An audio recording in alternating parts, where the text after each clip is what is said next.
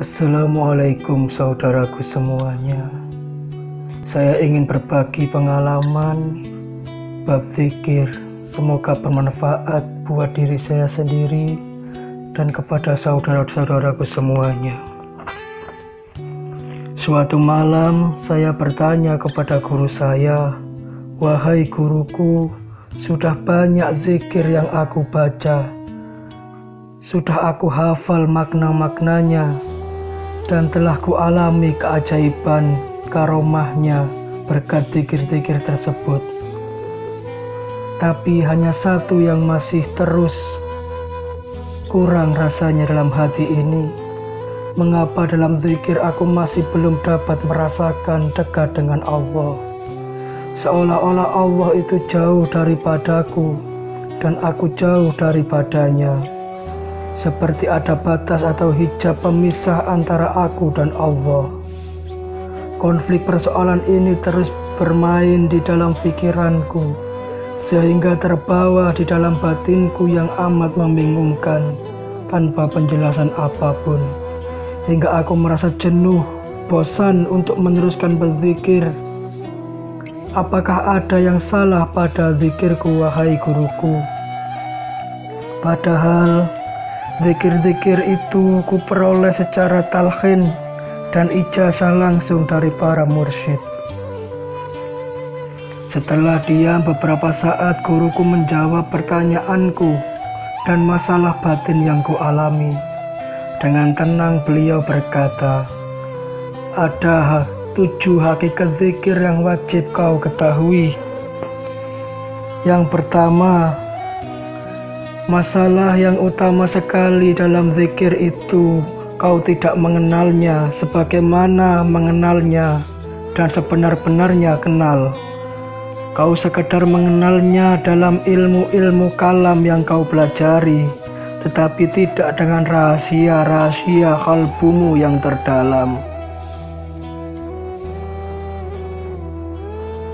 Apabila kau tidak mengenalnya dengan kalbu, maka asas niatmu untuk berzikir itu tidak kau bangunkan dari sudut yang benar dan sempurna. Oleh itu, kau harus perbaiki niatmu dahulu, kemudian kau bina hatimu, kau bina niatmu itu semata-mata hanya untuk Allah." Muridku, setiap ibadah itu harus dibangunkan atas dasar tauhid dan takwa dan bukan karena mendambakan ganjarannya. Sewajarnya, seseorang yang berzikir harus berada di maklum yang ikhlas. Yang kedua, apabila kau tidak mengenalnya melalui miskat kalbumu, maka zikirmu itu bertindak atas kemauan nafsumu sendiri.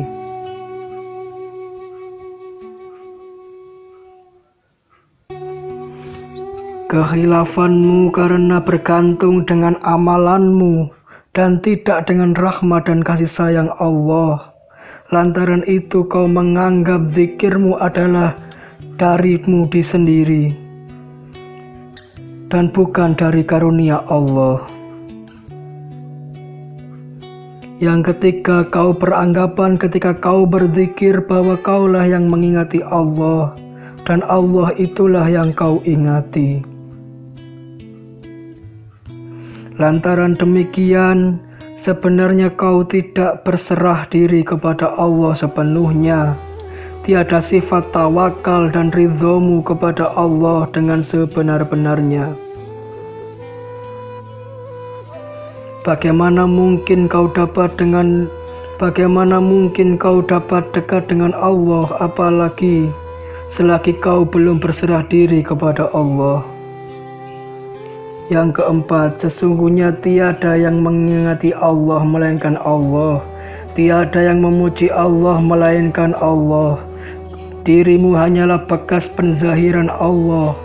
Kau sebenarnya tiada, kosong semata-mata. Kau bukanlah kau sebenarnya. Ketika kau berzikir, sebenarnya bukan kau yang berzikir, tetapi Allah yang berzikir memuji zatnya sendiri. Kau sekedar menjadi alat pilihannya. Suara zikir yang melantun keluar dari lisanmu adalah sebenarnya suara Allah. Kau sekedar berzikir di lidah dan kalbumu, sedangkan penzikir yang hakiki adalah takhluk kepada sifat kalamullah. Gema zikir yang menerawang dalam batinmu adalah sebenarnya kalamullah. Sayangnya kau tidak menyadari, wahai muridku, karena tidak mengenalinya, bahwa dialah hakikat sebaik-baik sesuatu.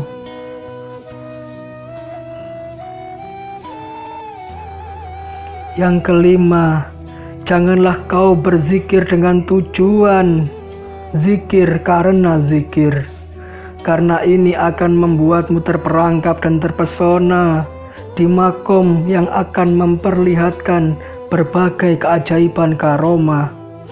Tetapi ini juga yang menghambat perjalananmu dalam berhubungan ma'rifat dengan Allah.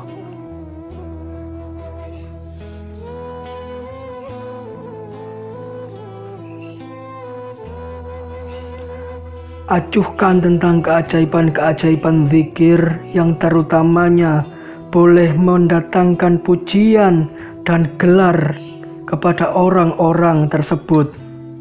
Berzikirlah daripada Allah, dengan Allah, kepada Allah, bersama Allah, dan demi Allah, tanpa mengharap sesuatu apapun. Tutuplah rapat-rapat pintu bibirmu, agar zikir itu tidak terdengar oleh siapapun.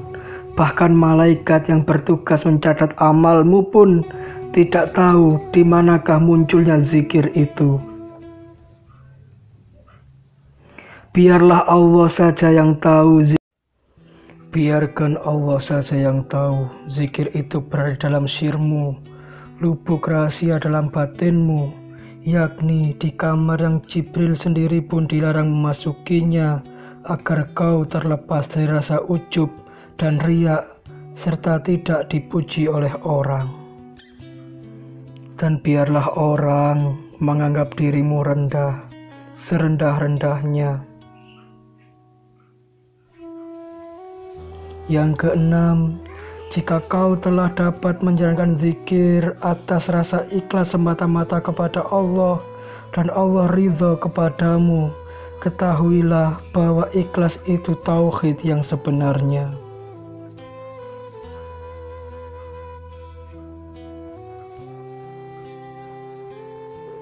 Allah sendiri yang akan membimbingmu dan mengajarkanmu zikir yang khusus, yang hanya kau saja yang mengetahui tentang rahasia zikir itu, di mana zikir itu tidak diajarkan atau diketahui oleh orang awam, sebagai sarana untuk bertemu, mengenal, dan bersama dengannya.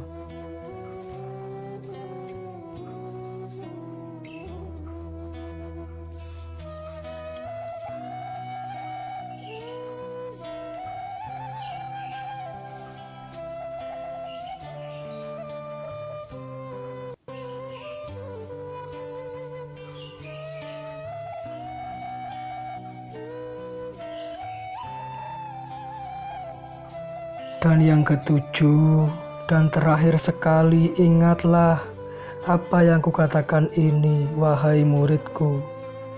Tinggalkanlah semua dunia dan akhirat, dan bersamalah hanya dengan Allah dalam setiap tujuanmu. Tanamkan di dalam hatimu, di setiap langkahmu, di setiap pikiranmu, di setiap lesanmu. Bismillahi tawakkaltu ala Allah, wala haula wala quwata illa billahil aliyil azim. Semoga pembicaraan ini bermanfaat baik diri saya sendiri maupun buat semua saudaraku semuanya, dan semoga kita senantiasa dalam ridho Allah. Amin ya robbal alamin.